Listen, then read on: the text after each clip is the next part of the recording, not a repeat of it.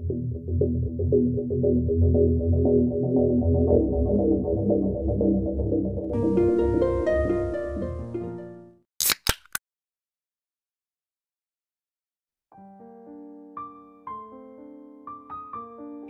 sahabat Weekly, bagi Samuel Harrell, membuat orang lain tersenyum dan bahagia adalah tujuan hidupnya. Dalam setiap kesempatan, Samuel akan menjadi komedian yang membuat suasana apapun jadi menyenangkan. Samuel Harrell lahir di Houston, Texas pada tanggal 18 November tahun 1984. Sebenarnya, nama lengkapnya adalah Samuel Harrell III atau Samuel Harrell ketiga, karena ayahnya dan kakeknya bernama sama. Bersama keluarganya, Samuel kemudian pindah ke New York. Dia mendapat nama panggilan J-Rock dari teman-teman di sekolah yang baru. Kebaikan hatinya membuat Samuel sangat dikasihi siapa saja, terutama keluarganya. Dia siap membantu siapapun yang membutuhkan. Di balik kepribadiannya yang selalu ceria, sebenarnya Samuel Harrell memiliki pergulatan di dalam dirinya. Pada tahun 2010, Samuel yang saat itu berusia 26 tahun didiagnosis mengidap bipolar. Sejak saat itu, Samuel sering mengalami paranoia, delusi, dan terkadang berhalusinasi. Pernah ada satu kesempatan ketika bipolarnya kambuh, dia mulai berhalusinasi dan merasa semua foto keluarga yang menggantung pada dinding rumahnya sedang menatap tajam padanya. Samuel yang ketakutan langsung menurunkan foto-foto itu atau membaliknya. Pada kesempatan lain, saat sedang asik menonton siaran berita di TV, secara tiba-tiba Samuel mematikan TV-nya karena mengira penyiar dalam siaran berita itu berbicara langsung kepadanya. Dukungan dari keluarganya menjadi penyemangat bagi Samuel untuk berkonsultasi dengan dokter tentang apa yang dirasakan serta mencari jalan keluar terbaik agar dia dapat hidup normal. Selain itu, dukungan dari Diane, kekasihnya, sangat berarti bagi Samuel. Wanita yang sudah memiliki 2 orang anak dari hubungan sebelumnya itu, dengan sabar dan penuh cinta, selalu mendukung kekasihnya Samuel.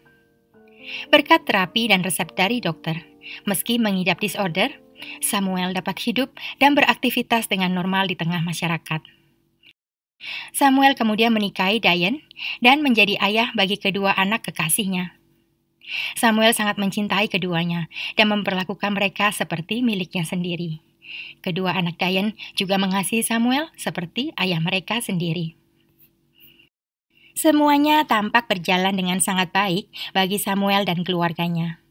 Satu-satunya yang tidak baik adalah profesinya yang sangat beresiko. Samuel adalah penjual barang haram yang setiap waktu berhadapan dengan bahaya. Ada 2 kemungkinan buruk yang bisa menimpanya. Kemungkinan pertama, bila tertangkap pihak berwenang, maka dia akan dijatuhi hukuman dan masuk tahanan. Sedang kemungkinan kedua adalah bila dia bertemu dengan pesaing atau pembeli yang berniat jahat, maka nyawalah taruhannya. Pada tahun 2014, kemungkinan pertama yang terjadi. Samuel ditangkap dan dijatuhi hukuman 8 tahun di Lapas Fishkill, New York.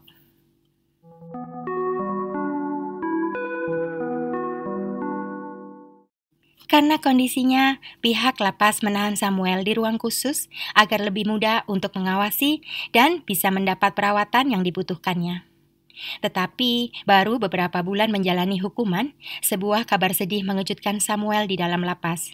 Ibunya meninggal dunia. Hati Samuel hancur berantakan karena dia tidak sempat melihat ibunya sebelum pergi dan tidak sempat mengucapkan selamat tinggal. Kenyataan yang sangat pahit itu sulit dicerna dan diproses oleh seorang Samuel yang mengidap disorder hingga membuatnya jatuh dalam depresi. Sayangnya, meski para sipir tahu Samuel menunjukkan gejala mengalami depresi, namun mereka memilih mengabaikannya. Bukannya memberi konseling atau terapi agar Samuel bisa tetap dalam kondisi stabil dan terkendali. Tetapi mereka justru memberikan hukuman fisik setiap kali Samuel melakukan kesalahan sekecil apapun. Pada beberapa kesempatan, Samuel mencoba membela diri dari aksi fisik sipir yang dirasa keterlaluan, namun apa yang terjadi? Mereka justru memindahkannya ke ruang isolasi. Ruang isolasi adalah sel sempit dan tertutup tanpa interaksi dengan orang lain. Tempat itu sangat menakutkan bagi orang seperti Samuel yang menderita disorder. Sebuah hukuman yang paling tidak manusiawi baginya. Permintaan bantuannya tidak didengarkan, dan semua pengobatan Samuel juga dihentikan. Dalam sel isolasi itu, Samuel sangat menderita sendirian. Hukuman semacam itu berbahaya bagi Samuel. Tetapi para sipir tidak peduli, dan kejadian itu berulang beberapa kali hingga mengakibatkan kondisi kesehatan mental Samuel semakin memburuk. Pada tanggal 21 November tahun 2015, hari itu Samuel merasa sangat bahagia. Kepada semua teman napi serta sipir yang sempat berpapasan, dia mengatakan hari itu adalah hari kebebasannya.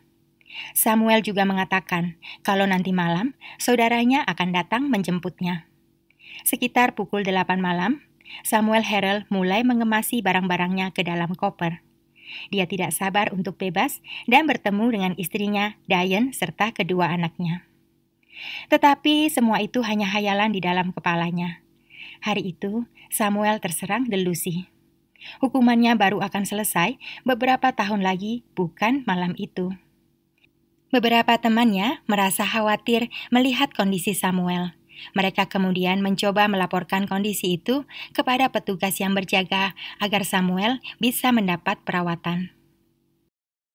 Meski saat itu sebenarnya aksi Samuel tidak berbahaya, namun para sipir mengambil tindakan berlebihan.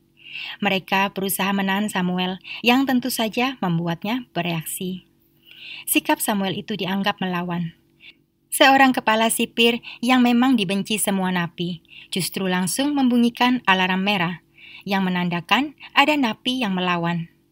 Padahal saat itu Samuel sudah kembali ke ruangannya dan dengan tenang duduk di depan meja tanpa melakukan apa-apa. Begitu bunyi alarm membahana, dengan cepat sebanyak 20 orang petugas sudah mengerubungi Samuel. Melihat aksi mereka membuat Samuel semakin merasa tertekan. Tanpa bermaksud menyerang siapapun selain ingin membebaskan diri dari kerumunan itu. Secara tiba-tiba, Samuel berdiri dari kursinya, kemudian keluar dari sana menuju koridor. Melihat aksi Samuel, segerombolan petugas langsung mengejarnya ke koridor dan melemahkannya. Samuel terjerembab dengan wajahnya mencium lantai. Walaupun sudah berhasil mengendalikan buruannya, tetapi para sipir itu tetap tidak puas. Amarah mereka terlanjur meluap dan merasa Samuel harus dihukum di tempat.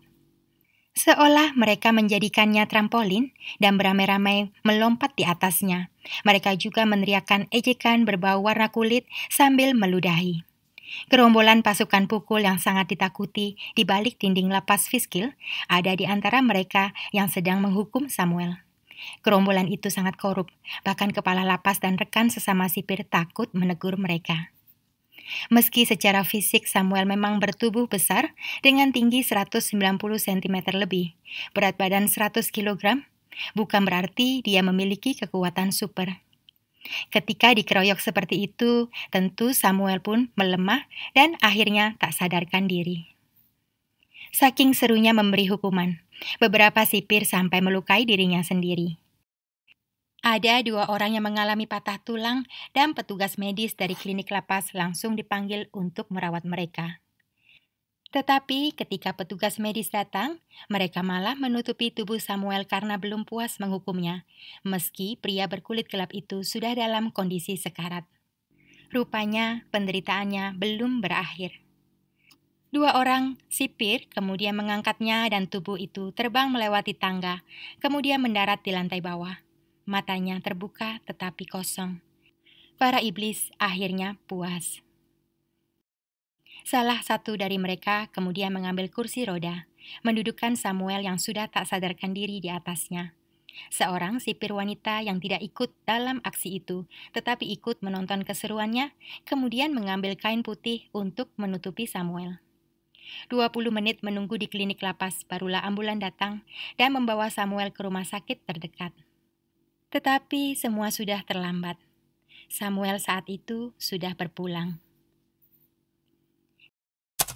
Tidak ada seorang pun dari keluarga Samuel maupun istrinya Diane tahu tentang apa yang menimpa Samuel malam itu, bahkan ketika dia dinyatakan meninggal dunia. Hingga keesokan harinya, sekitar pukul 7:30 pagi, ada seorang pria tanpa nama yang menghubungi kakak Samuel dan menceritakan apa yang telah menimpanya semalam. Pria itu adalah salah satu teman napi Samuel. Pria yang suaranya terdengar khawatir itu mengatakan Samuel dibawa ke rumah sakit, namun hingga pagi itu belum kembali ke selnya. Kakak Samuel jadi panik bukan main. Dia bingung harus berbuat apa dan kemana harus mencari Samuel. Apakah Samuel baik-baik saja? Namun akhirnya di pagi yang sama, kekhawatirannya mendapat jawaban. Seorang petugas lapas mengabarkan saudaranya Samuel Harrell telah meninggal dunia. Alasannya karena kebanyakan konsumsi obat terlarang sintetis yang didapatnya di dalam lapas. Tentu saja keluarga Samuel tidak percaya dengan penjelasan itu. Ketika hasil otopsi keluar dengan jelas mengungkap bahwa penyebab kematiannya adalah pembunuhan bukan seperti alasan yang diberikan pihak lapas. Selain itu, uji toksin juga membuktikan tubuh Samuel bersih dan tidak mengandung zat berbahaya. Mereka kemudian berusaha melayangkan tuntutan atas tragedi yang menimpa Samuel Harrell. Tetapi, apa mau dikata, kasus itu terjadi di balik dinding lapas yang kokoh, di mana tidak ada seorang pun benar-benar tahu apa yang terjadi. Meski saat itu banyak penghuni lapas yang memberikan kesaksian mereka, tetapi sepertinya sia-sia saja.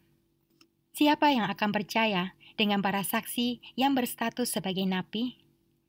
Bahkan, pihak kejaksaan sudah menyatakan sikap bahwa mereka tidak akan menuntut siapapun di balik tragedi yang menimpa Samuel.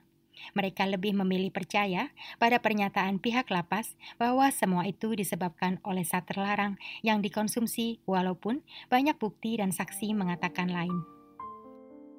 Hingga kini, tidak ada keadilan bagi Samuel Harrell. Tidak ada seorang pun yang dibawa ke pengadilan untuk bertanggung jawab dan menerima hukuman atas aksi biadab yang terjadi.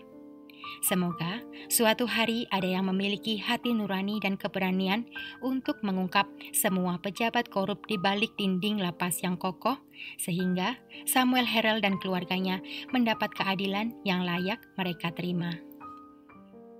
Merasa tidak suka sah-sah saja, tetapi jangan membenci apalagi mendendam. Mengkritik boleh asalkan positif dan membangun.